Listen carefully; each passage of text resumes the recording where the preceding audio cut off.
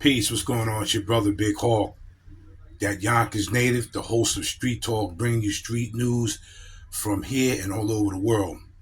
First of all, thank you to my spiritual sister Angela for sending me this clip. And please go join the brother A Righteous Prospects channel.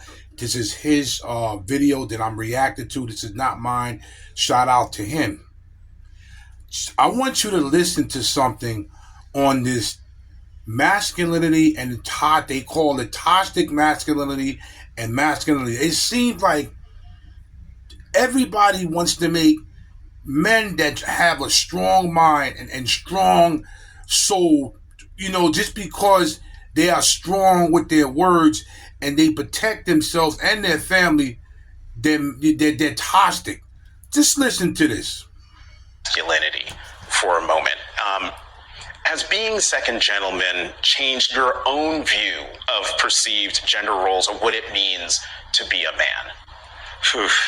This is something I've thought about a lot and something I've spoken about a lot. There's too much of toxicity, masculine toxicity out there, and we've kind of confused what it means to be a man, what it means to be masculine, where you've got this trope out there that you've got to be tough and angry and I'm going to stop it right there for a minute. First of all, sir, it's not too much toxic masculinity and masculinity. Sometimes you have to be tough as a man. You have to be strong as a man to stand up for what you believe in and to protect your family, your loved ones, your wife or your girlfriend or your fiance. Let's keep going. And lash out to be strong. It's just the opposite. Strength is how you show your love for people. Strength is how you are for people and how you have their back and how you stick up for other people and pushing out against bullies. I mean, that's what I believe it is. So every time I can speak against this toxicity, we're seeing it with our young. But what are you speaking against, sir? People that stand up, a man being the man? Are we confused here? Are we really confused on how a man is supposed to be a man? It seems like a lot of men and a lot of women, for some reason, want us not to be strong. I don't understand this.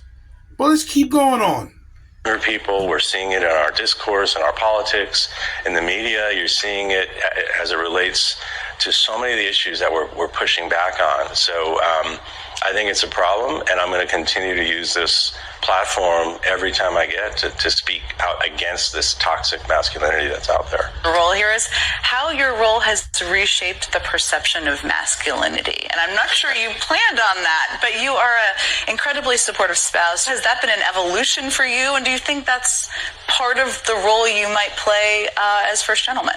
It's funny, I've started to think a lot about this. I've always been like this. My dad was like this. And to me, it's... Oh, wow. Why is it always the so-called nice guys, the soy boy types, who have the most skeletons in their closets? Welcome back to the channel. It's your man Wise. Remember when Jen Psaki tried to paint Kamala's husband, Doug Emhoff, as the ideal man? Well, that didn't age well. Turns out Mr. Perfect has some serious issues, cheated on his first wife with the nanny, and now we've got a new scandal. Please go join his brother's channel. He calls himself Wise. His channel is Righteous Prospect. Please go join his channel. The Daily Mail just dropped an exclusive. Emhoff is accused of slapping an ex at a Cannes Film Festival in 2012. Reportedly, he hit her so hard she spun around like a figure skater. And where's the mainstream media on this? Crickets, silent. But Chris Cuomo is calling them out for covering it up. So Kamala's home life is chaotic and the media won't touch it because they don't want to hurt her chances in November. Imagine if this were a Republican. Imagine if this were Trump or Don Jr. or... You heard what he said? Imagine if this was Donald. They really nailing Donald Trump to the coffin. And look what's going on with Kamala Harris and her husband. J.D. Vance or a Vivek Ramaswamy. This would be all over the news. It's all that you would hear for the next probably week or two, or probably the next 4 weeks leading up to the election. But hey, you know who's not staying silent? Chris Cuomo. Check this out. All right, now, this story that I want to talk about with Bill O'Reilly and Stephen A. Smith, I'm doing for one reason. If the name were Trump instead of Emhoff in this story, it would be all over the news right now. He's absolutely right. He is absolutely right. Imagine if this was Trump. You wouldn't hear anything about anything else. Could you imagine the political ads they would run? It would be insane. But in this case, because the limousine liberals and the wealthy elites in the Democrat Party have an iron grip on the media that they use to force feed. This is how bad people hate Trump. Everybody else has dirt and all type of dirty laundry in their closet, and they're closing the closet and they're locking it and they're not bringing it out. But Trump, they nail him to the coffin. They are nailing him. That's how bad they don't like Trump. Let's keep going. He lies to the American people. The story is nowhere to be seen. Let's continue. Trump's running for president, and Emhoff is married to the woman who's running for president. But still, Daily Mail, echoed by the New York Post, has a story. And I know, Post, Daily Mail, but just listen. Doug Emhoff, Kamala Harris's husband, accused of striking a woman he was on a date with at the Cannes Film Festival back in 2012. They say they have 3 friends of the woman who talked to them about this, that she had told them this afterwards. One is a male, at least one of them is a female. The guy says that she called him from the car with Doug, that maybe they had been drinking and he didn't like. Now, when Trump said to grab the, supposedly, allegedly, grab the females by their private parts, they took that and they ran it beyond into the ground, past the grave, to H-E-L. But this, nobody said nothing about. This is horrible. Like how she talked to the valet to get to the front of the line. He smacked her, she smacked him back. That's basically the story. I have the reporter from the Daily Mail who broke it, Josh Boswell.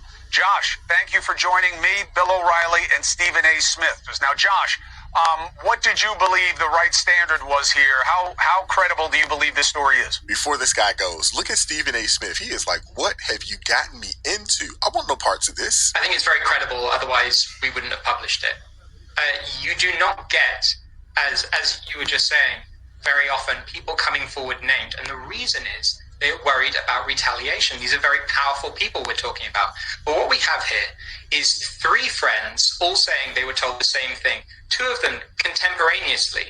This woman, Jane, we're calling her, she called one of the friends immediately after the incident. That's what this friend told me. And that's backed up by the other 2. And it's not just that. We have documents as well. We have messages and a photograph which evidence the relationship, evidence the trip happened. There's also footage from the event which shows that she and Doug were there. But which one is it? Are we going to believe all women, or has that ship sailed? Which one is it? Or does this not fit the narrative? Is that what it is? I mean, remember when there was this... They're not going to bring this out, but it's because it's going to destroy Kamala Harris's chance of becoming the first female colored president. That's why they're hiding this. Wall-to-wall coverage of Stormy Daniels and how the media tried to tear down Kavanaugh over, uncorroborated 40-year-old accusations. Do you guys not remember that? But bring up Doug Emhoff's alleged violent past and crickets. No one has a daggone thing to say. It's absolutely ridiculous. I mean, but at the same time, it's so predictable, it's almost funny. And you reached out to the woman who was supposedly a New York lawyer, and she did not deny it. She refused to comment. You reached out to the campaign. They didn't deny it. They refused to comment. Stephen A. Smith. My question is, how long have you been working on this story? How soon or how recent was it that you received word of these allegations that are being leveled against the potential first man? So I've been working on investigations into Doug Emhoff for a little while. I mean, you can see, so I work for the US website dailymail.com, and we published in August a story about Doug having an affair with his daughter's teacher, grade school teacher at the time, her nanny. So I've been investigating him for a while. This story I've also been working on for. Having an affair with his daughter's teacher. And it's crooked. Nobody says nothing. There's a padlock on the closet door. That's where all the dirty laundry is. Don't let it out. But let's keep crucifying Donald J. Trump. Continue. Several weeks. So, this was a thorough investigation, something that I put a lot of work into. If it were Trump or anyone related to him, it would be on every TV show. He's absolutely right. Right now. And that's why I think in the interest of fairness, you should look at it. I don't blame you for bringing up the story because in fairness to Donald Trump, which is not something you hear me or most people say all the time, it is absolutely true. If this were him, it would be all over the place. It would be printed. It would be publicized everywhere. We also have to take into account 2018 when then Senator Kamala Harris, obviously when the whole Brett Kavanaugh situation, not as far back as 2018, but when Brett Kavanaugh was obviously running for the Supreme Court, I think it was around that time actually, and I remember her wearing all black and saying she was wearing all black, and I wore black today in support of all survivors of sexual assault or abuse. And it was a hashtag, believe survivors, et cetera, et cetera. And so when you do something like that, it's going to be politicized. And if people believe you've politicized it, the second they get an opportunity to politicize something against you or unfavorable to you, they are going to pounce on that. Yep, they've ruined. Shout out to the brother Stephen A. Smith, man, for bringing this out and bringing his point of view out. And shout out for him really standing behind Donald J. Trump. Continue. So many lies with baseless allegations and no evidence. When it's a Republican, it's guilty until proven innocent, and even then, just guilty.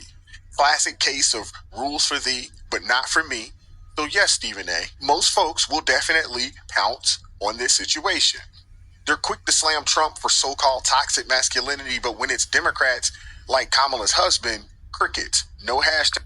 Are they trying to make men and boys really soft? So what's going to happen if a man has to protect his family and has to protect his girlfriend or wife or fiance? What is he going to do? Leave it there and run because it's too toxic to be strong in a man? When did all this happen and start with this toxic masculinity garbage? Keep going. Like Me Too, no believe all women, just silence. These people are hypocrites. Hear anything from Me Too, Time's Up, or any of them at all. Nothing. But if it were a Republican or a conservative, they would be denying the person accused of due process because that's what they do. Unless it's someone on our side. So what I've just told you is absolutely true. I hate that about this country right now. It is the worst thing about America, that the media has embraced the denial of due process for headlines, for clicks, for money. It is disgraceful. I will openly confess, I would absolutely positively love to disagree with Bill O'Reilly. I cannot. What he said was right on the money in terms of what has transpired with our media, its coverage, in some instances, in terms of the bias, in terms of the media crushes Republicans and hides everything and praises Democrats. This is not good, man. favoritism, in terms of the lack of neutrality and the absence of due process. Wow. That's all I got to say. I mean, wow. Stephen A. looked like he did not want to be a part of that conversation. He really did. He didn't look like he wanted to be there. He didn't look like he was like, oh, man, y'all done got me in some stuff that I don't think I want to be a part of.